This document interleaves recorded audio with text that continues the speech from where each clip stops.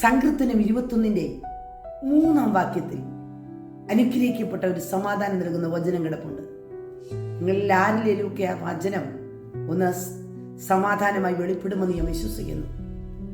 അതിങ്ങനെയാണ്: നന്മയുടെ അനുഗ്രഹത്താൽ നീ അവനെ എതിരേറ്റിരിക്കുന്നു, തങ്ക കിരീടം അവന്റെ തലമേൽ വെച്ചിരിക്കുന്നു. ആമേൻ. ഇവിടെ ഒരുപാട് വേദനകളും ഒരുപാട് പ്രയാസങ്ങളും ഒരുപാട് ഒറ്റപ്പെടലുകളും ഒക്കെ അനുഭവിച്ച് നീ മടുത്ത്, അമ്മേൻ സ്തോത്രം, എനിക്കൊരു പ്രതിഫലം ലഭിക്കയില്ലയോ എന്ന് ചിന്തിക്കുന്നവർ കാണാം.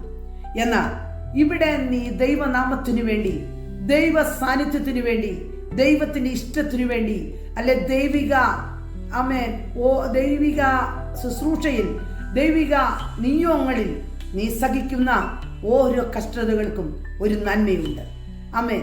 ആ നന്മ, ആമേൻ, അത് നിനക്ക് ഇവിടെ മാത്രം ലഭിച്ചിട്ട് മറന്നു പോകുകയല്ല.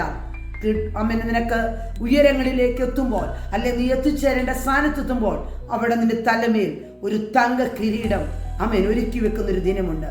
ആ ദിനം മാത്രം നീ ഓർക്കുമ്പോൾ ഇവിടെ എന്തൊക്കെ കിട്ടിയില്ലെങ്കിലും ഒരു സന്തോഷമുണ്ടല്ലേ മനസ്സിന്. ആമേൻ. ആ സന്തോഷത്തെ നോക്കി യാത്ര ചെയ്യുന്ന ദൈവവേദനയെ ഇന്ന് നിന്റെ ജീവിതത്തിന് മുൻപിലുള്ള പരാജയങ്ങളെ ഓർത്ത് നീ ജീവിതം അവസാനിക്കേണ്ട. ഈ വചനം നിങ്ങളുടെ ഹൃദയത്തിൽ ഒന്നും കൂടെ ഉറച്ചാട്ടെ. തങ്ക കിരീടവും ഒരു നന്മ കൊണ്ടും ദൈവം നിന്നെ എതിരേൽക്കാൻ പോകുകയാണ്.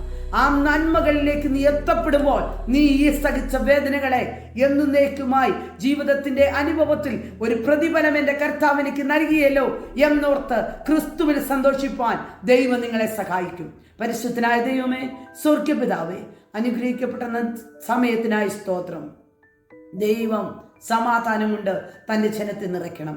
ആരെങ്കിലുമൊക്കെ നിരാശരായി അമ്മ ജീവിതത്തിൽ ഒരു നന്മ കാണുവാൻ എനിക്ക് കഴിയുന്നില്ലല്ലോ എന്നുള്ള ചിന്തയിൽ പ്രയാസപ്പെട്ടിരിക്കുന്നു, അവരെ ദൈവം സമാധാനം കൊണ്ട് നിറയ്ക്കണമേ, സന്തോഷം കൊണ്ട് നിറയ്ക്കണമേ. അവരുടെ ജീവിതത്തിൽ വലിയ അത്ഭുതങ്ങൾ കാണുവാൻ ദൈവം സഹായിക്കണം.